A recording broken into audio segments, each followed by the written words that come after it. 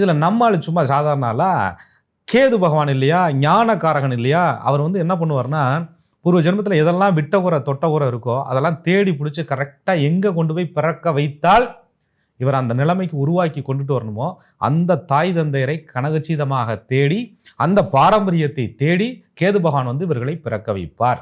அதனாலதான் இவங்க பிறக்கும் போதே பார்த்தீங்கன்னு சொன்னா ஒரு வேண்டுதல் இருக்கும். அந்த தாய் இவர் ஒரு கர்ப்பத்தில் இருக்கும் போதே அவங்க அம்மா ஏதாவது ஒரு கோவில் நேர்த்திக்கடன் வச்சிருந்திருப்பாங்க, அவங்க அப்பா ஏதாவது ஒரு கோவிலில் வேண்டுதல் வச்சிருப்பாங்க, அட்லீஸ்ட் யாருக்குமே சொல்லனாலும் பாட்டி ஒரு நேர்த்திக்கடன் வச்சிருப்பாங்க.